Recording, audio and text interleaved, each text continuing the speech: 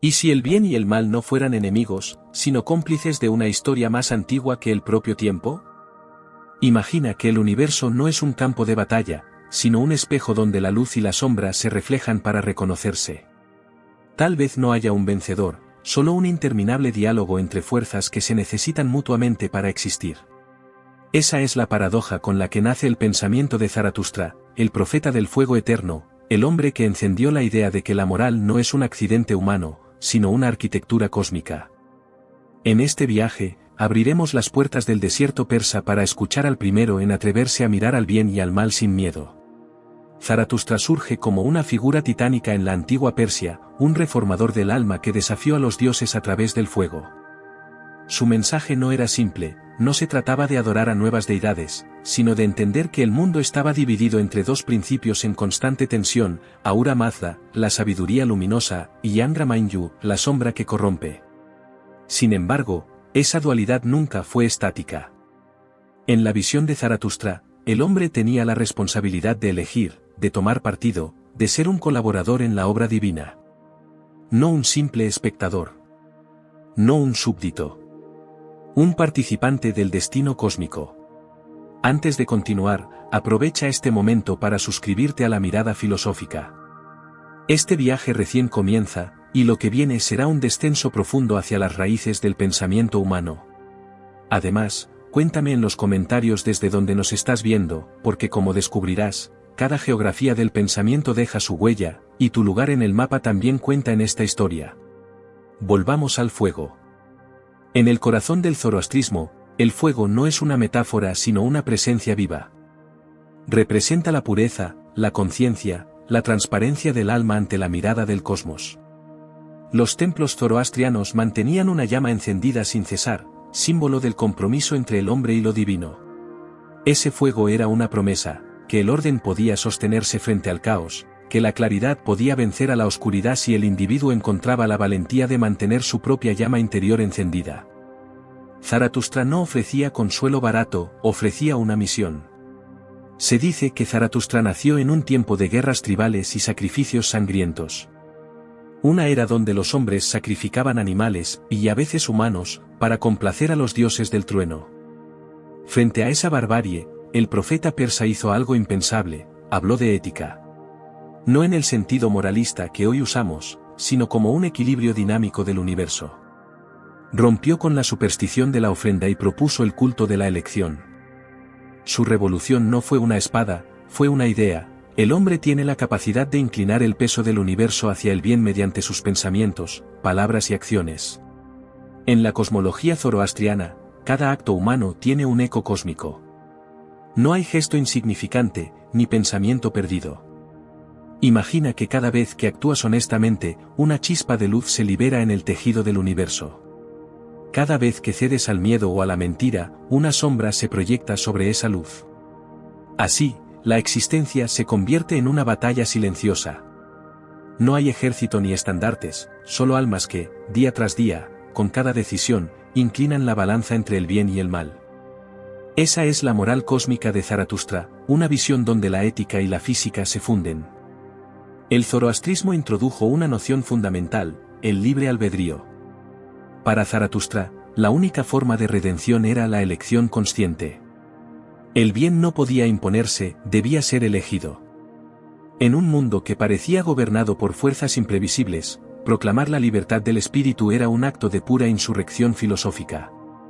Y aquí surge la pregunta inevitable, ¿eres libre o simplemente obedeces al ruido del mundo? Porque elegir el bien no significa seguir normas, sino enfrentarse al abismo interior donde coexisten tus propias contradicciones. A través de sus enseñanzas, Zaratustra sembró las raíces de conceptos que siglos más tarde influirían en el judaísmo, el cristianismo y el islam. La idea del juicio final, del paraíso y del infierno, del Salvador que vendrá, todas tienen ecos persas. Pero en su origen, estas ideas no eran dogmas, sino metáforas del proceso interno del alma. El cielo y el infierno no eran lugares, sino estados del ser. Nadie debía esperar la recompensa después de la muerte, el paraíso debía construirse en la conciencia aquí y ahora. La visión dualista del cosmos también fue una forma de resistencia política. En una tierra llena de imperios que se proclamaban eternos, Zaratustra dijo lo contrario: nada domina para siempre. Toda forma, incluso la del mal, está destinada a disolverse ante la verdad. De alguna manera, el profeta persa anticipó la crítica moderna al poder absoluto. Decir que el mal no tiene la última palabra equivalía, en su tiempo, a desafiar la autoridad de los reyes y los sacerdotes. Era una afirmación peligrosa, cargada de ironía y esperanza. El fuego eterno ardía también en la palabra. Porque Zaratustra comprendió que el lenguaje podía ser un templo o una prisión. En sus oraciones, cada verbo se convertía en una lanza lanzada contra la oscuridad. Quizás esa es la razón por la que su doctrina sobrevivió a la arena de los siglos. No fue un sistema cerrado, sino una chispa. Encendía a quien la escuchaba. ¿Y tú, qué haces con tu fuego interior? ¿Lo ocultas para no incomodar o lo mantienes visible, como un acto de rebeldía contra la inercia del mundo moderno? En su insistencia en el bien, Zaratustra no cayó en ingenuidad. Sabía que el mal no es un monstruo ajeno, sino una posibilidad inscrita en cada ser humano. Lo perturbador de su mensaje es que nos obliga a mirar la oscuridad sin proyectarla afuera. La guerra cósmica no se libra en el cielo, sino en la conciencia. Esa es su ironía. El profeta que habló de espíritus y dioses en realidad hablaba del yo. Del poder y del peligro de decidir cada día de qué lado del fuego te colocas. Cada generación ha intentado domesticar la llama de Zaratustra, reducirla a una fórmula moral o a una reliquia religiosa. Pero su mensaje sigue siendo incómodo, y por eso sigue vivo. Nos recuerda que la verdadera pureza no está en huir del mundo, sino en enfrentarlo con claridad. No en apagar el fuego, sino en aprender a sostenerlo sin quemarse. El equilibrio entre destrucción y creación, entre orden y caos, sigue siendo la tarea de cada uno de nosotros. Curiosamente, el pensamiento de Zaratustra anticipa ideas que más tarde retomaría Nietzsche en su célebre proclama: Dios ha muerto. Pero el alemán no destruyó al profeta persa, lo resucitó bajo nuevas formas. Cuando Nietzsche eligió ese nombre, reconocía al primer hombre que se atrevió a hablar en nombre de la conciencia y no del dogma. La ironía de la historia es que ambos compartieron una misma batalla: liberar al ser humano de la resignación. Zaratustra lo hizo con fuego, Nietzsche, con martillo. Si atendemos al mensaje más profundo del zoroastrismo, encontramos una invitación que trasciende toda religión: la idea de que la existencia es una elección constante entre expandir la luz o multiplicar la sombra. No es un mandato externo, sino un ejercicio interno de vigilancia. En un tiempo donde la distracción reina y todo parece relativizado, la ética de Zaratustra emerge como un faro arcaico que aún guía a los extraviados. No para imponer una fe, sino para recuperar el arte de discernir. Nada hay más contemporáneo que su advertencia: quien no elige, elige por omisión el lado de la oscuridad. Es una lección incómoda para un mundo que adora la indiferencia. Pero también es un llamado a la grandeza, a participar activamente en la construcción del orden frente al caos. ¿Y si lo que llamamos esperanza no fuera otra cosa que un compromiso activo con la luz? ¿Y si el destino no estuviera escrito, sino que el universo aguardara nuestra próxima decisión para continuar escribiendo su historia? Zaratustra hablaba a los hombres del desierto, pero su eco llega hasta las pantallas de cristal y las ciudades de neón. Su fuego ya no arde solo en los templos, sino en cada dilema ético, en cada instante donde elegimos entre decir la verdad o mentir, entre cuidar o destruir. En un mundo sobrecargado de ruido y superficialidad, su mensaje suena casi herético: pensar es un acto sagrado. Pensar con claridad, decidir con valor, actuar con belleza. Eso es sostener el fuego. Y así, entre mitos, llamas y consciencia, el profeta persa nos deja una pregunta que no se extingue: ¿qué clase de luz estás alimentando? Porque al final, el universo no se apaga ni se enciende sin nosotros. Cada gesto importa. Cada palabra reconstruye o devora una parte del orden. Mantener el fuego vivo no es un acto religioso, sino profundamente humano. Y si este fuego te inspira, suscríbete a la mirada filosófica, porque en los próximos capítulos descenderemos aún más, del fuego pasaremos al amor, y del amor al instante. Lo que te espera es un viaje de regreso a lo esencial, al corazón incandescente del pensamiento persa. El universo de Zaratustra no es un escenario sereno, sino un tablero encendido por una tensión perpetua. Todo en él vibra entre dos polos, la verdad y la mentira, la luz y la oscuridad, el orden y el caos. Ahura Mazda representa la sabiduría luminosa, la mente que crea y sostiene el cosmos. Angra Mainyu encarna la fuerza que busca disolverlo todo en la confusión. Pero lejos de ser opuestos simples, ambos conforman una danza trágica. Sin la oscuridad, la luz no tendría sentido. Lo verdaderamente revolucionario fue que, por primera vez, el ser humano fue invitado a participar en esa danza, no como un peón, sino como un aliado de la divinidad. El zoroastrismo no nació para explicar el mundo, sino para desafiarlo. Zaratustra no ofreció respuestas cómodas, sino preguntas que arden. ¿Qué harás cuando descubras que el mal no se esconde en los monstruos, sino en la indiferencia? ¿Y si la batalla entre los dos principios cósmicos se reflejara en cada pequeña decisión que tomas, entre callar o hablar, entre ceder o resistir? Según esta doctrina, cada gesto humano es un campo de batalla invisible, donde una chispa de luz puede alterar el destino del universo. No hay grieta más grande que la del alma dividida. Ahura Mazda, el Señor de la Luz y la Sabiduría, no gobierna desde un trono lejano. Es un principio de conciencia que nos atraviesa. Su grandeza no está en el poder, sino en la verdad. Angra Mainyu, por su parte, representa la mentira esencial, la ilusión que deforma la realidad, el impulso que corrompe todo lo que toca. Ambos son parte del mismo tejido cósmico, pero el equilibrio entre ellos depende del hombre. Y esa idea es lo que convierte al zoroastrismo en una de las primeras filosofías de responsabilidad moral, no esperar justicia divina, sino encarnarla. En la vida cotidiana, esa lucha se expresa en lo que los textos avésticos llaman los buenos pensamientos, las buenas palabras y las buenas acciones. Esa trinidad moral no es solo una fórmula religiosa, es una estrategia ontológica. Significa que el pensamiento tiene peso, que la palabra es un acto creador y que cada acción es una firma sobre el tejido del tiempo. Nada es inofensivo. Pensar bien no es un gesto piadoso, es un acto de resistencia frente al caos. En una era tecnológica llena de desinformación y de ruido, ¿no sigue siendo ese el combate principal? El zoroastrismo introduce además un concepto fascinante, el asa, la ley del orden cósmico. Asa no es una norma humana, sino la armonía intrínseca del universo, la música silenciosa que sostiene la realidad. Vivir en asa es afinarse con el cosmos, fluir con la verdad de las cosas. Su contrario, drug, es la distorsión, el engaño, la palabra torcida. Entre ambos se libra la verdadera guerra, no entre cuerpos, sino entre significados. En ese sentido, Zaratustra podría considerarse un precursor del pensamiento semiológico. Comprendió que las palabras pueden construir mundos o destruirlos. En los templos del fuego, los sacerdotes mantenían viva la llama que representaba esa armonía. No era adoración de un elemento físico, sino culto al principio de claridad.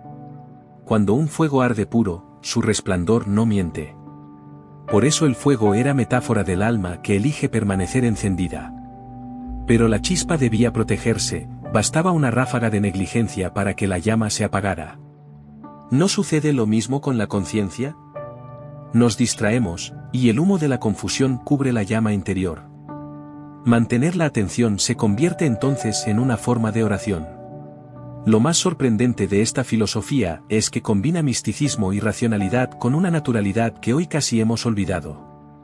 En la mente zoroastriana no hay contradicción entre lo divino y lo lógico. El cosmos tiene una estructura comprensible, y su comprensión es una forma de piedad. Esta concepción influyó en el pensamiento griego y en la idea pitagórica del mundo como unidad matemática.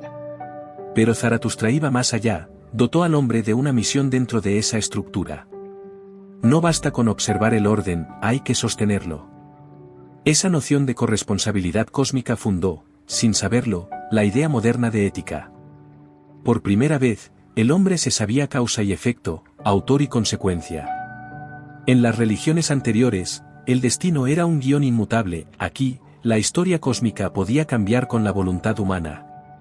La vida se convierte así en un proyecto heroico. No un heroísmo de fuerza bruta, sino de lucidez. El héroe zoroastriano no conquista reinos, conquista su mente. Derrota al enemigo invisible que susurra que nada importa. A través del prisma de Zaratustra, el mal no es una esencia eterna, sino una enfermedad pasajera. Es desorden, confusión, olvido. Cuando la mente se aleja del asa y ya no distingue la verdad, el mal prolifera como una sombra sin fuente. La única cura es el conocimiento. No un conocimiento frío, sino un saber vivido. Por eso el fuego simboliza tanto, ilumina, pero si no se controla, quema. Ahí reside la paradoja moral del ser humano, debe aprender a usar su propio poder sin destruirse con él. ¿Te has preguntado cuántas veces tu mente ha sido ese fuego caótico, brillante y peligroso al mismo tiempo? La historia muestra que los seguidores del zoroastrismo llevaron esta doctrina más allá de su tierra natal. En tiempos del Imperio Aqueménida, la religión sirvió de código político, ético y administrativo. Ciro el Grande, influido por estos principios, estableció políticas de tolerancia y justicia inéditas para su época. La idea de un reino justo, basado en la verdad y la libertad de culto, floreció en su reinado.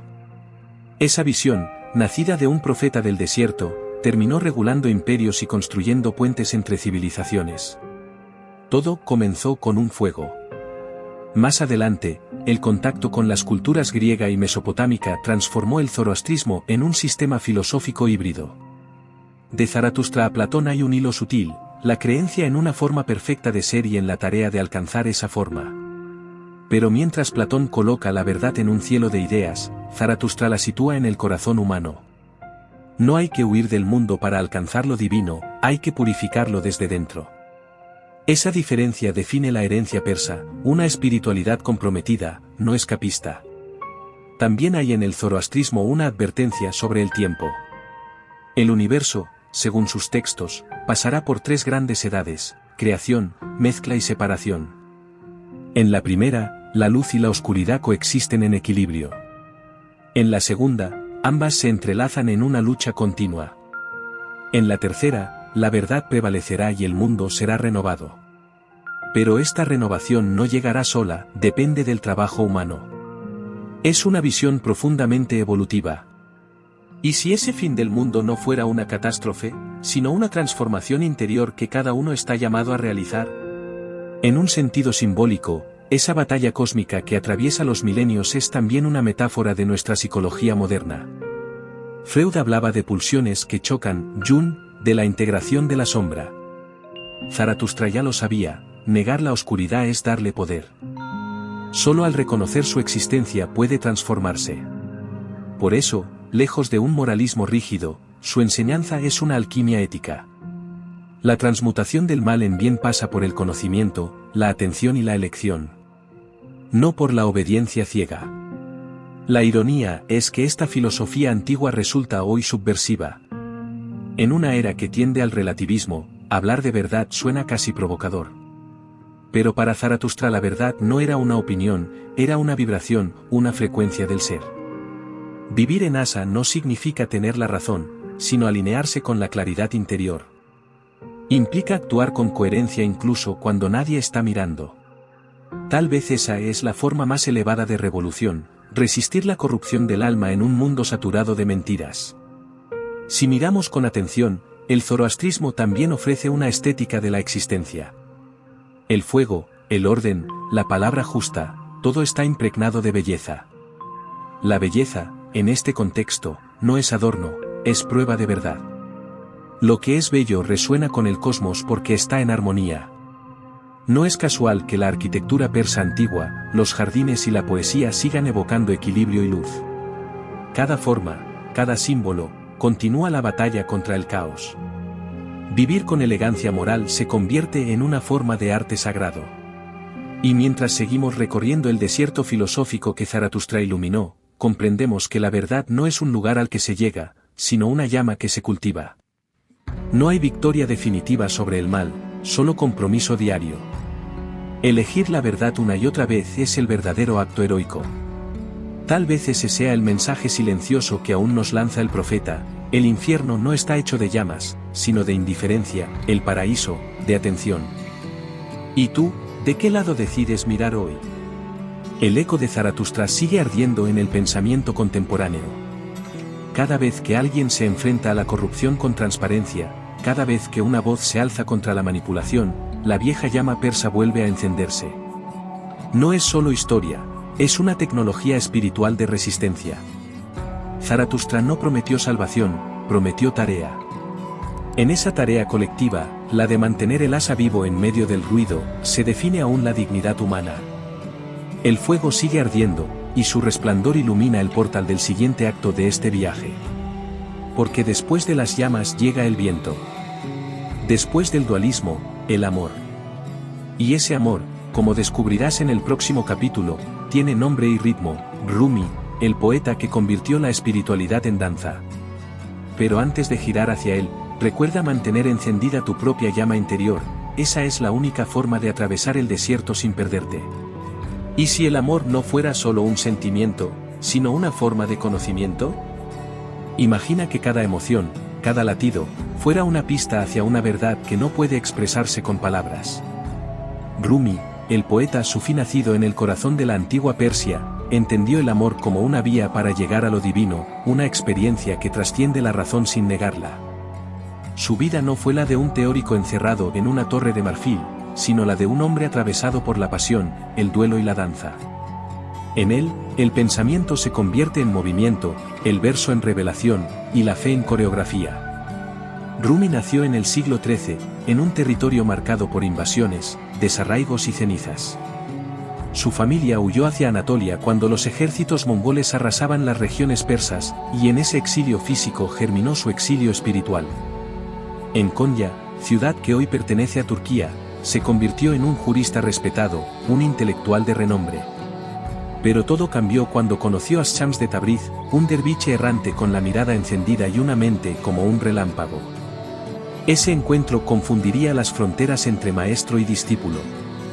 Desde entonces, la historia de Rumi se divide en dos, antes y después de Shams. La filosofía del amor nacía del fuego de esa amistad. Para Rumi, Dios no es una figura rígida ni un juez distante, sino una presencia que se experimenta en cada partícula del ser. El sufismo, la corriente mística del Islam, propone un viaje de regreso desde la individualidad hacia la unidad, desde el yo hasta el todo. Rumi tomó ese principio y lo convirtió en poesía pura. Su lenguaje estaba lleno de metáforas del amor humano, pero en realidad siempre hablaba del amor divino, de esa embriaguez que disuelve las fronteras entre el amante y lo amado. En su universo, besar a otro es besar el rostro de la eternidad. Cuando Shams desapareció misteriosamente, posiblemente asesinado por discípulos celosos, Rumi cayó en un abismo de dolor. Pero de ese abismo nació su obra más grande, el Masnavi, una extensa epopeya poética que combina parábolas, humor, misticismo y una sabiduría tan humana como celestial. En ella no hay dogma, solo música. Cada historia, cada verso, es un paso de danza que apunta hacia el centro del alma. Rumi descubrió que el sufrimiento no destruye al amor, lo depura.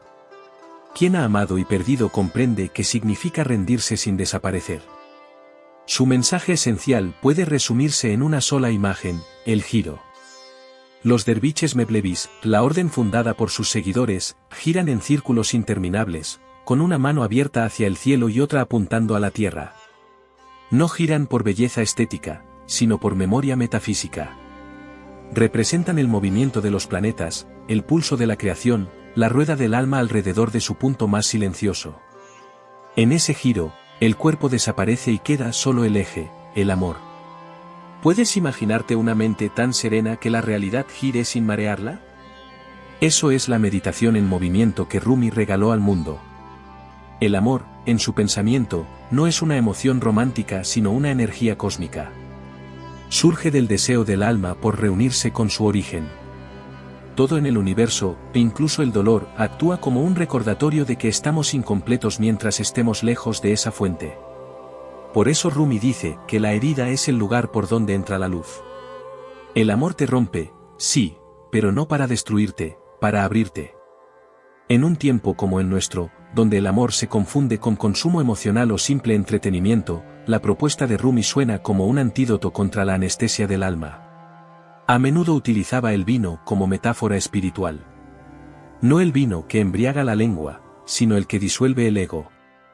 Para el sufismo, el éxtasis místico no se diferencia tanto del enamoramiento, Ambos implican perder las fronteras, abandonar el control, dejarse caer en algo mayor. Pero el amor humano, si se vive con conciencia, puede ser una escuela de lo absoluto. Rumi no separa lo cotidiano de lo sagrado, más bien lo funde. Amar, comer, escuchar música o escribir poesía son expresiones de la misma llama. Lo profano no es el placer, sino el olvido de lo divino que habita en él. En sus poemas, el amor adopta múltiples rostros: maestro, tormenta, espejo, fragua. En todos ellos, el objetivo es la disolución del yo. No la aniquilación física, sino la trascendencia del ego que separa. Yo soy tú y tú eres yo, podría haber sido su lema. Esa intimidad absoluta con el otro es también una metáfora del encuentro con la verdad. Cuando dejas de defender tu imagen, accedes al océano de la existencia. ¿Te has dado cuenta de cuántas batallas libras cada día para sostener una identidad? Rumi te invitaría a soltar la espada y bailar. Su pensamiento no despreciaba la razón, pero la consideraba un instrumento insuficiente. La mente puede señalar el camino, pero solo el amor puede recorrerlo. En términos filosóficos, es una crítica a la soberbia del intelecto. En tiempos en que la filosofía europea centraba su búsqueda en la lógica, Rumi fundaba una lógica del corazón. Su epistemología del amor sigue resultando escandalosa para quienes creen que entender es dominar. Para él, entender era rendirse. El conocimiento no se adquiere, se recibe en la medida en que uno se vacía. Esa rendición no tiene nada de pasiva. Es un acto de valor. Entregarse al amor, cuando se hace con lucidez, es una revolución interior. Rumi no propone borrar el yo, sino transformar su función, pasar del yo que controla al yo que contempla. En el amor, el sujeto se reconfigura, se vuelve permeable, creativo, transparente. El que ama de verdad ya no necesita imponer su presencia, se convierte en medio para que la belleza ocurra. Así, el amor se vuelve una ética, una ontología y una estética. Amar bien es pensar bien. A diferencia de las religiones institucionales de su tiempo, Rumi no defendía una teología del miedo, sino una pedagogía del amor. No hablaba de infierno para asustar, sino de separación para recordar. Cuando alguien vive desconectado de su fuente, sufre una soledad esencial. Esa es la condena del ego, creer que está separado. La tarea del amante es regresar. Y ese retorno no se mide por moralidad, sino por presencia. No importa cuántos rezos repitas, si tu corazón no gira, el camino no se mueve. El humor aparece con frecuencia en su obra, como un arma de lucidez. Rumi sabía que la solemnidad puede volverse un obstáculo para la verdad.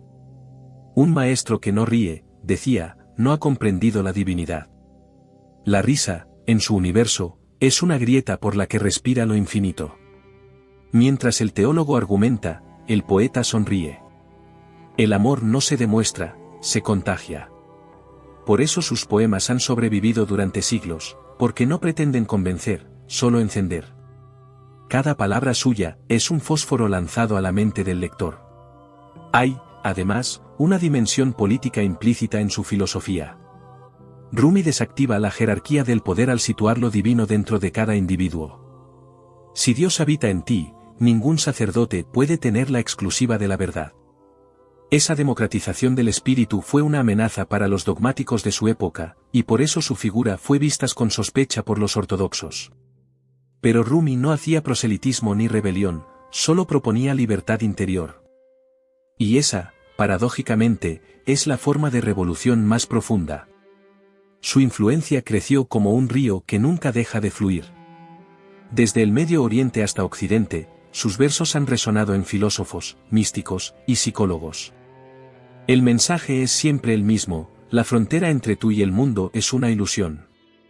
Y cuando se disuelve, el miedo desaparece. Lo que queda es una paz tan inmensa que ni siquiera necesita llamarse felicidad. Es el silencio después de la música. Por eso, en cierto modo, Rumi no escribe para ser entendido, sino para ser recordado en los huesos. Hoy, entre redes sociales que convierten el amor en mercancía y una cultura que teme a la vulnerabilidad, las palabras de Rumi son una herejía luminosa. Nos desafían a amar sin cálculo, a escuchar sin ansiedad, a mirar sin apropiarnos del otro. El amor no es una experiencia que se busca, sino un estado que se permite. Y eso requiere quietud. Requiere fe para dejar que la vida nos toque sin defendernos tanto.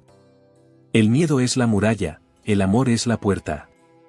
Nadie entra en el cielo con las manos cerradas. En los círculos sufíes tradicionales, aún se conserva un silencio sagrado antes de la danza. Esa pausa es esencial, representa el instante en que el alma se vacía antes de empezar a girar. Tal vez ese sea el secreto de todo aprendizaje profundo, un momento de vacío antes del movimiento. Si el primer acto de este documental nos enseñó la llama del discernimiento, este nos enseña su combustión. El fuego ahora se ha vuelto danza. Y tú, espectador, estás invitado a girar también.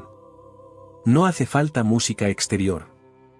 Solo basta escuchar el ritmo que llevas dentro. Porque Rumi no quería fundar una religión. Quería recordar que estamos hechos de música. En cada respiración hay una melodía que conecta lo finito con lo eterno. Si la escuchas con atención, descubrirás que siempre has estado bailando, aunque no te dieras cuenta. En el próximo acto, ese baile se transformará en contemplación, y la pregunta del amor se volverá pregunta por la libertad. Pero por ahora, basta con cerrar los ojos y girar, porque ahí, en el centro del giro, el universo se vuelve uno contigo. ¿Y si el amor no fuera solo un sentimiento, sino una forma de conocimiento? Imagina que cada emoción, cada latido, fuera una pista hacia una verdad que no puede expresarse con palabras. Rumi, el poeta sufí nacido en el corazón de la antigua Persia, entendió el amor como una vía para llegar a lo divino, una experiencia que trasciende la razón sin negarla. Su vida no fue la de un teórico encerrado en una torre de marfil, sino la de un hombre atravesado por la pasión, el duelo y la danza. En él, el pensamiento se convierte en movimiento, el verso en revelación, y la fe en coreografía. Rumi nació en el siglo XIII, en un territorio marcado por invasiones, desarraigos y cenizas. Su familia huyó hacia Anatolia cuando los ejércitos mongoles arrasaban las regiones persas, y en ese exilio físico germinó su exilio espiritual. En Konya, ciudad que hoy pertenece a Turquía, se convirtió en un jurista respetado, un intelectual de renombre.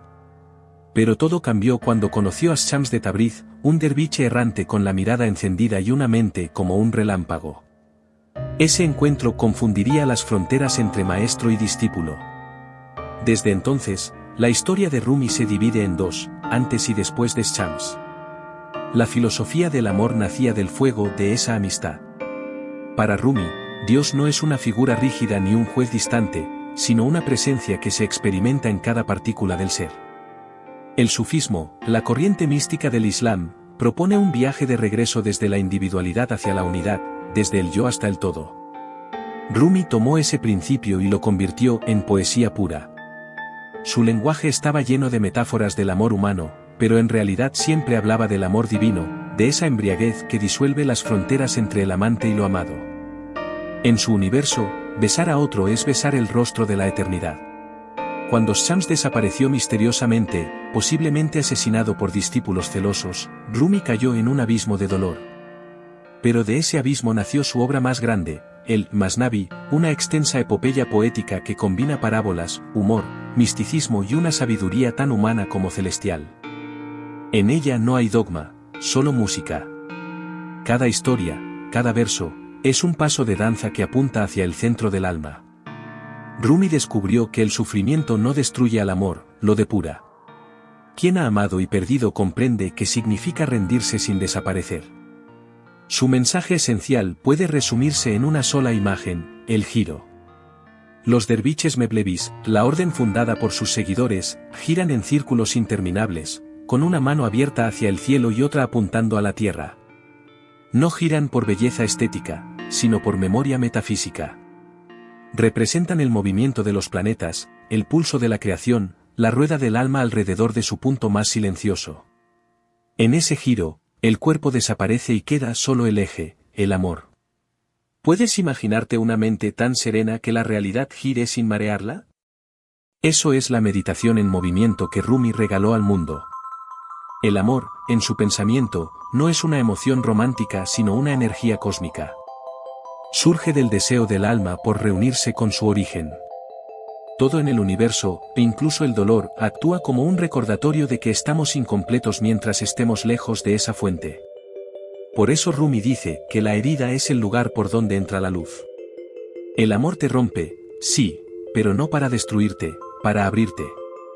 En un tiempo como el nuestro, donde el amor se confunde con consumo emocional o simple entretenimiento, la propuesta de Rumi suena como un antídoto contra la anestesia del alma. A menudo utilizaba el vino como metáfora espiritual. No el vino que embriaga la lengua, sino el que disuelve el ego. Para el sufismo, el éxtasis místico no se diferencia tanto del enamoramiento, ambos implican perder las fronteras, abandonar el control, dejarse caer en algo mayor. Pero el amor humano, si se vive con conciencia, puede ser una escuela de lo absoluto. Rumi no separa lo cotidiano de lo sagrado, más bien lo funde. Amar, comer, escuchar música o escribir poesía son expresiones de la misma llama. Lo profano no es el placer, sino el olvido de lo divino que habita en él. En sus poemas, el amor adopta múltiples rostros: maestro, tormenta, espejo, fragua. En todos ellos, el objetivo es la disolución del yo. No la aniquilación física, sino la trascendencia del ego que separa. Yo soy tú y tú eres yo, podría haber sido su lema. Esa intimidad absoluta con el otro es también una metáfora del encuentro con la verdad. Cuando dejas de defender tu imagen, accedes al océano de la existencia. ¿Te has dado cuenta de cuántas batallas libras cada día para sostener una identidad?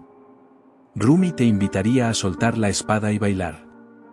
Su pensamiento no despreciaba la razón, pero la consideraba un instrumento insuficiente.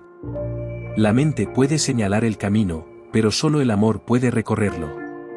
En términos filosóficos, es una crítica a la soberbia del intelecto.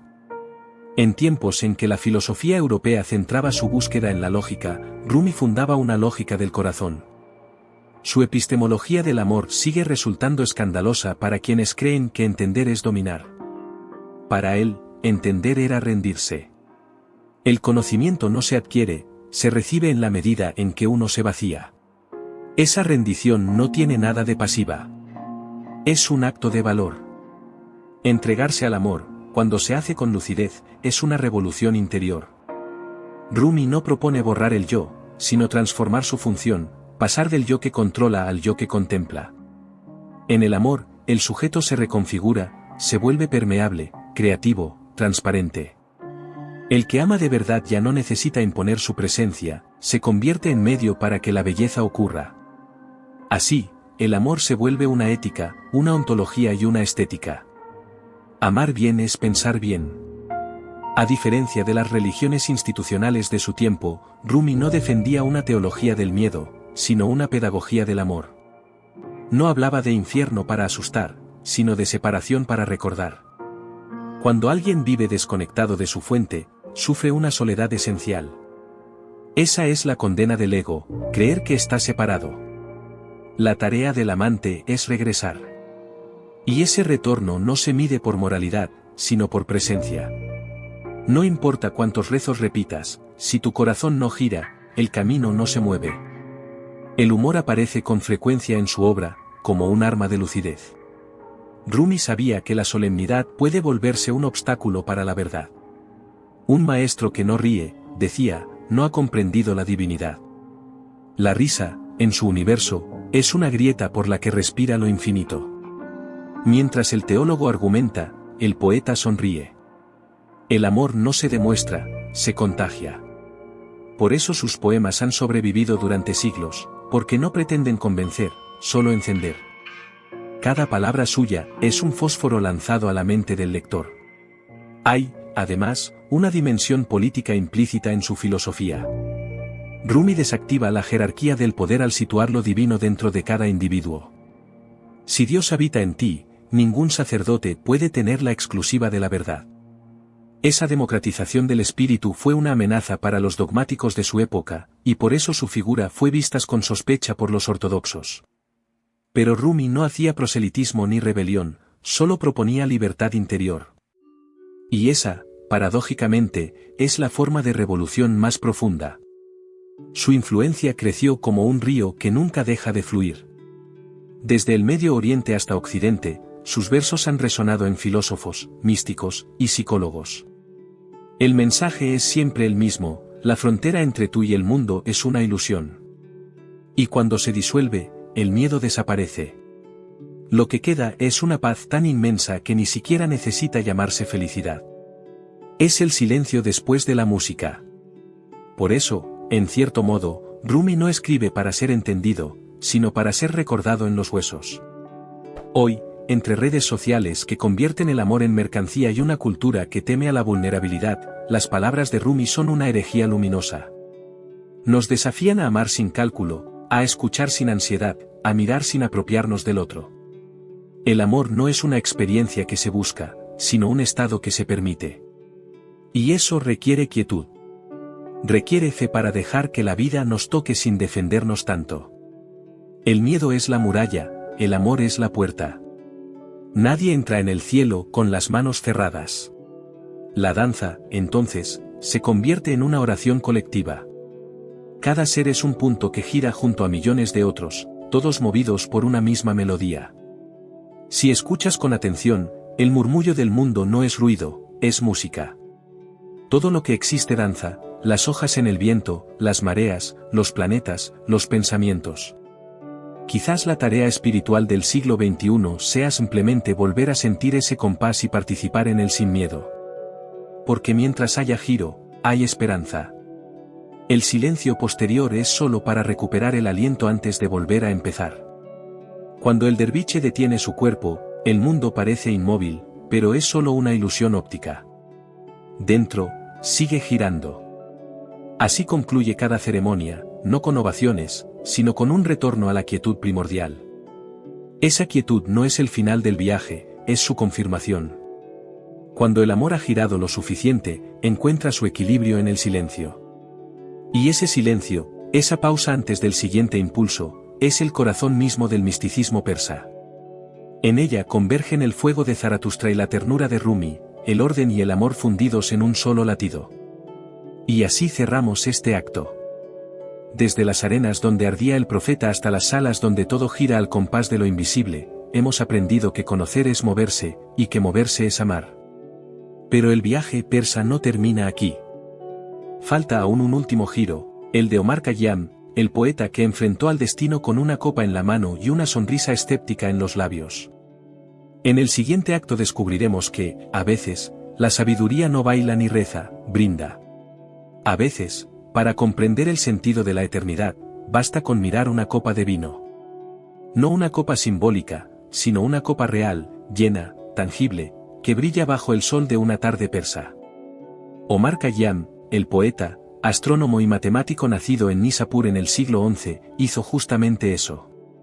En lugar de buscar a Dios en los templos o en los ayunos, lo buscó en el sabor del instante.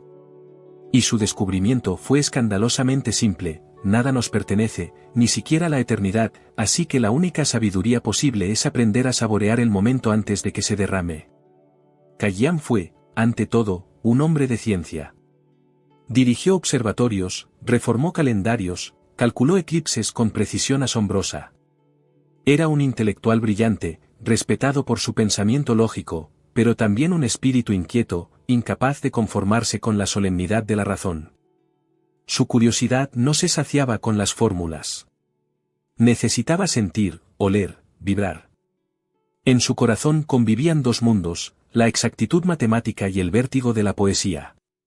Y cuando esos dos mundos chocaron, nació una filosofía que desafiaría a los místicos y a los teólogos de su tiempo. El Omar Khayyam de los Rubaiyat, su colección de cuartetos, no habla desde un púlpito. Habla desde una taberna, con el vino en la mano y el corazón encendido de preguntas. Cada verso suyo es una carcajada contra la hipocresía, una sonrisa amarga ante el absurdo de la existencia. Su voz no busca consolar ni enseñar, busca despertar. En uno de sus pensamientos más célebres, dice que ni el sabio ni el loco pueden cambiar su destino, así que más vale brindar por lo que hay. Pero detrás de esa aparente resignación hay una lucidez brutal: aceptar que el control es una ilusión y que la única libertad posible es la del presente. El vino, para Khayyam, no era vicio sino símbolo. Representaba el conocimiento prohibido, la alegría del pensamiento libre. En sociedades esclavizadas por el dogma, levantar una copa podía ser un acto de rebelión. No contra Dios, sino contra los hombres que decían hablar por él. Su epicureísmo no era hedonismo vacío, era una ética de la gratitud. El vino recordaba al bebedor que la vida es breve, que la belleza es frágil y que no hay nada más sagrado que el aquí y el ahora. Beber, en su poesía, es una forma de orar sin palabras. En su tiempo, eso era una herejía peligrosa. La Persia medieval estaba bajo el peso de la ortodoxia islámica y de las escuelas filosóficas que buscaban conciliar fe y razón. Khayyam, aunque respetaba el saber teológico, desconfiaba de cualquier verdad impuesta. No negaba la existencia de Dios, pero dudaba de la capacidad humana para definirlo. Su pensamiento era una mezcla de agnosticismo, ironía y ternura. No pretendía destruir la fe, sino liberarla de la soberbia. ¿Qué puede saber un ser finito sobre el infinito? Pregunta incómoda entonces y ahora. Su poesía es, por eso, una conversación con el vacío. En ella, el universo aparece como un teatro sin guión, donde los actores entran y salen sin conocer el sentido de la obra. Pero Khayyam no se angustiaba ante ese misterio. Más bien lo celebraba. Su gran descubrimiento fue que la falta de propósito no elimina la belleza. Al contrario, la intensifica. Si todo es efímero, cada instante adquiere un valor absoluto. Como una gota de vino derramándose sobre la mesa, inútil, pero luminosa. Khayyam era un escéptico con sentido del humor, un filósofo que prefería reír en lugar de maldecir. Su ironía no era cinismo, era defensa. En sus versos, los moralistas aparecen ridiculizados, los predicadores son comparados con cuervos y las doctrinas con jaulas. Frente a la pretensión de eternidad, él oponía la humildad del polvo. Somos sombras que beben sombra, afirma en uno de sus poemas, y sin embargo esa sombra tiene color, textura, sabor. La paradoja lo define, amar la vida sabiendo que se desintegra. Esa aceptación del absurdo lo convierte en hermano espiritual de los existencialistas modernos. En su observatorio, Khayyam estudiaba las órbitas planetarias con obsesión casi mística. Veía en los astros el signo de un orden matemático que el ser humano apenas puede intuir.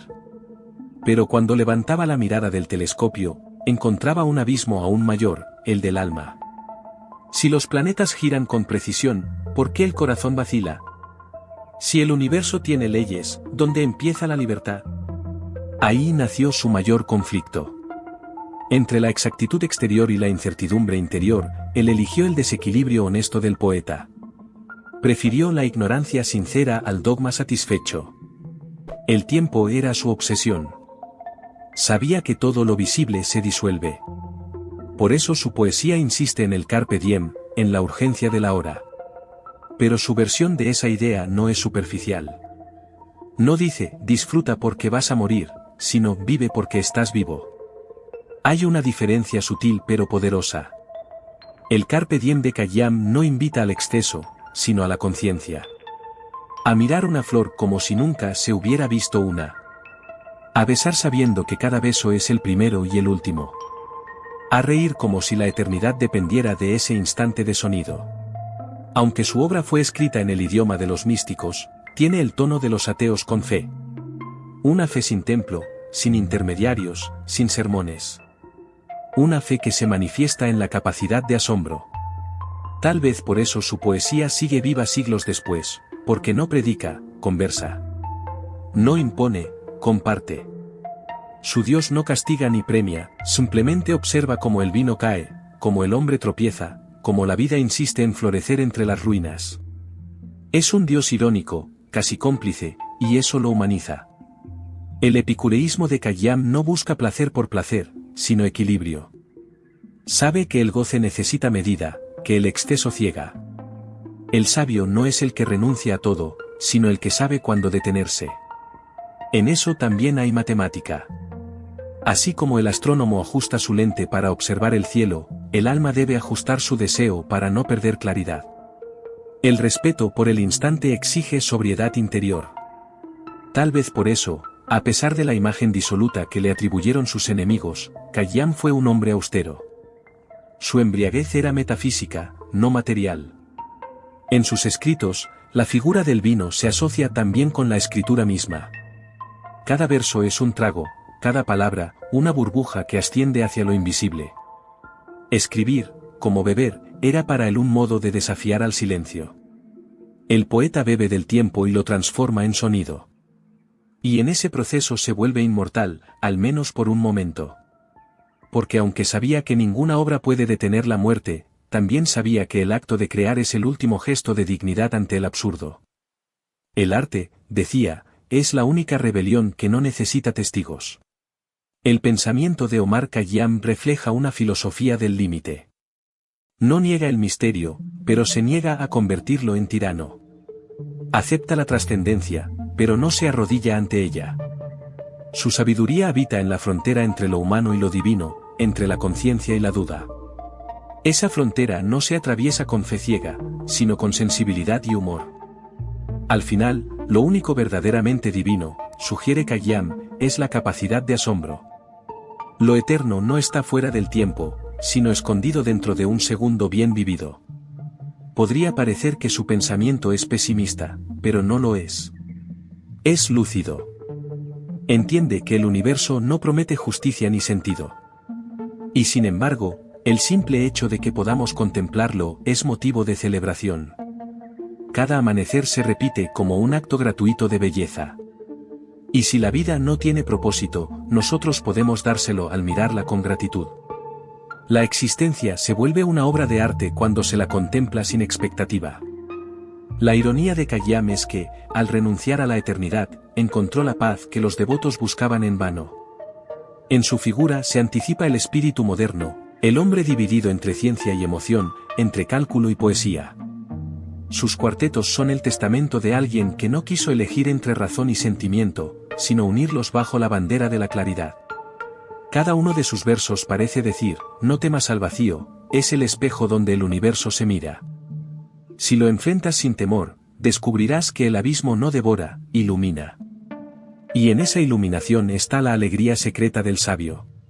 Quizás la mayor lección que deja Omar Khayyam es una forma distinta de la espiritualidad, una espiritualidad sin promesas, pero con sentido. Una en la que la conciencia de la finitud no produce desesperación, sino ternura. Donde la muerte no anula la vida, la encuadra. Donde cada respiro se celebra como si fuera el primero y el último. Esa filosofía del instante no es desinterés, sino gratitud radical.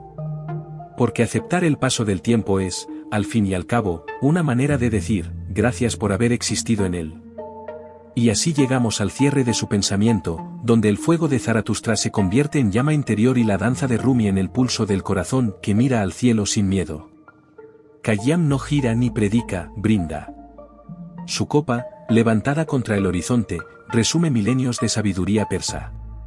Mientras el sol se apaga y el vino refleja su último destello, su voz parece susurrar, no busques la eternidad fuera de ti, está en este sorbo. Así lo entendió el poeta del instante, el astrónomo del alma, el rebelde que convirtió el tiempo en un brindis. Imagina un jardín al anochecer. Las estrellas comienzan a encenderse una por una sobre los arcos de mármol, mientras una fuente murmura y perfuma el aire con el eco del agua. No es un jardín cualquiera, es el jardín del pensamiento persa, ese paisaje donde el fuego, la danza y el vino se encuentran y se reconocen como partes de una misma verdad. Al final de este viaje, la voz de Zaratustra, la música de Rumi y el brindis de Khayyam resuenan como tres notas de una sinfonía inagotable. Y es aquí, entre sus ecos, donde descubrimos que la filosofía, cuando se encarna en la vida, se vuelve una forma de arte. El pensamiento persa no se construyó en bibliotecas frías ni en templos de piedra, sino en el desierto, en la poesía y en la experiencia directa del misterio. Cada uno de estos tres gigantes, Zaratustra, Rumi y Omar Khayyam, alzó su mirada hacia el mismo horizonte, pero lo contempló desde un punto distinto.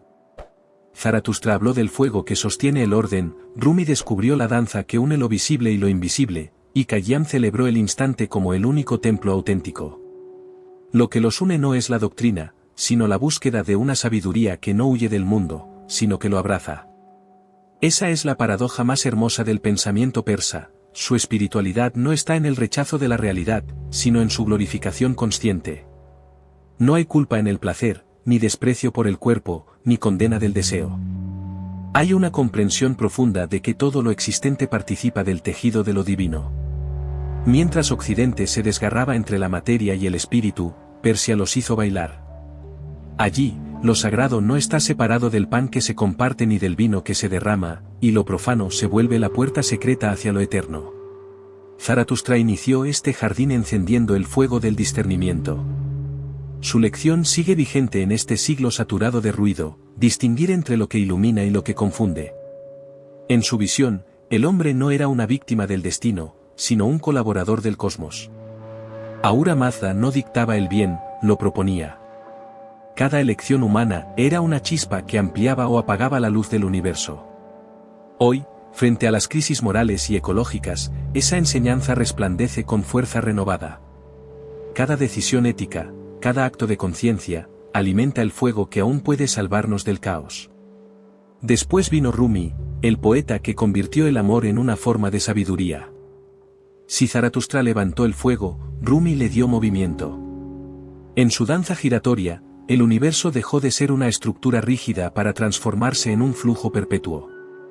El amor absoluto, decía, es la fuerza que sostiene la órbita de los astros y los latidos del corazón.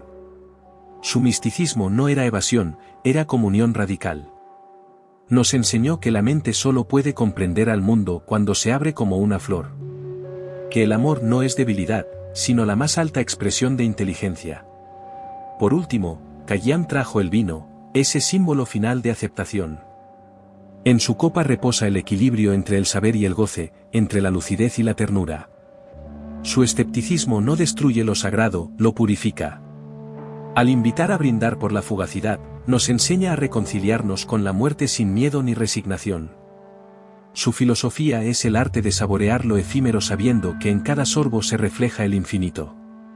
En su sonrisa hay ironía, pero también compasión.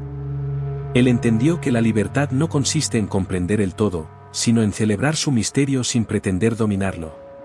Estos tres caminos, el fuego, la danza y el vino, son, en realidad, fases del mismo proceso interior. Primero, el fuego que despierta la conciencia y revela el conflicto entre luz y sombra. Luego, la danza que armoniza esas fuerzas en el eje del corazón. Finalmente, el vino que entrega al espíritu al fluir del instante. Esa trilogía conforma un mapa completo del alma humana. No busca imponer una verdad única, sino invitarnos a participar del juego cósmico de la existencia. Todo pensamiento que no se encarna, que no se baila ni se brinda, está incompleto.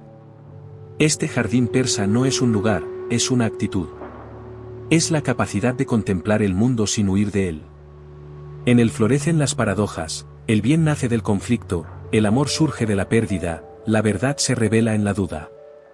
Cada flor representa una virtud trabajada, una pasión comprendida, un miedo transformado. En los senderos de este jardín no se camina hacia el cielo, se camina hacia adentro. Zaratustra encendió la antorcha, Rumi giró en torno a ella y Khayyam la reflejó en la copa. Tres gestos para un mismo descubrimiento, vivir plenamente es la única forma de comprender la eternidad. Mirado desde lo alto, este legado parece un puente entre mundos opuestos, entre la metafísica y la poesía, entre la ciencia y el misterio, entre la desesperación y el júbilo. Los tres filósofos persas se adelantaron a su tiempo porque entendieron algo que las sociedades modernas tienden a olvidar, que conocer no basta, hay que sentir, que creer no es repetir, sino vivir, que cuestionar es también una forma de orar. En su pensamiento, cada duda es un verso y cada pregunta, una plegaria. Y cada respuesta verdadera tiene la forma del silencio. El fuego de Zaratustra nos invita a la claridad moral. La danza de Rumi nos enseña la fluidez emocional. El vino de Khayyam nos concede la serenidad existencial. Si algún espectador busca una enseñanza práctica, podría resumirse así: enciende, gira y brinda. Enciende tu mente para no ser esclavo de la ignorancia. Gira tu alma para no endurecerte ante la vida. Brinda con gratitud por lo que se te ha dado, incluso si no lo entiendes. Esa es la triada del pensamiento persa: razón, amor y aceptación. En la actualidad, cuando el tiempo parece comprimido en pantallas y los días se confunden en rutinas de velocidad y cansancio, el legado de Persia vuelve como una llamada a la lentitud consciente. Zaratustra volvería a recordarnos que cada decisión alimenta o apaga la luz del mundo. Rumi nos enseñaría a escuchar el ritmo de nuestra respiración como si fuera una danza. Y Khayyam nos invitaría a cerrar los ojos y agradecer, sin motivo aparente. Ellos sabían que la sabiduría no es acumulación, sino liberación. El jardín persa no es un museo del pasado, es una semilla del futuro. Sus ideas anticiparon el humanismo moderno, la psicología profunda y la ética de la responsabilidad. Su mensaje atraviesa siglos porque habla en el lenguaje atemporal del alma. Nos recuerda que el hombre no es un ser caído, sino un ser que busca elevarse.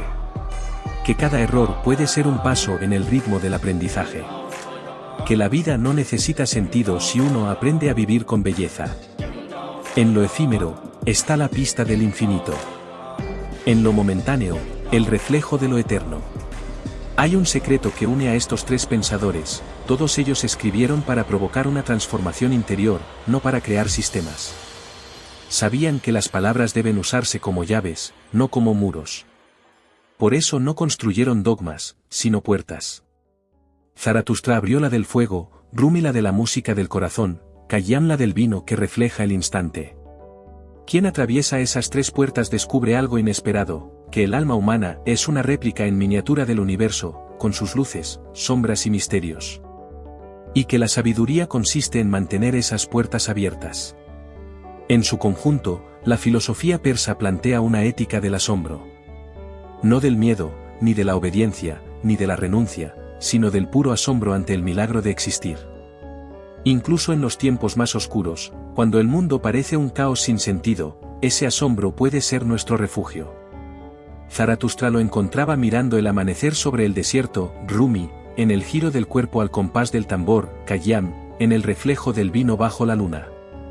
Todos ellos veían lo mismo, el alma humana reflejando al cosmos. Al llegar al final de esta travesía, podrías preguntarte, ¿qué hacer con todo esto? La respuesta no es estudiar más, sino vivir con más intensidad. No acumular citas, sino experimentar los conceptos. Que el fuego del discernimiento guíe tus decisiones. Que la danza del amor mueva tus pasos.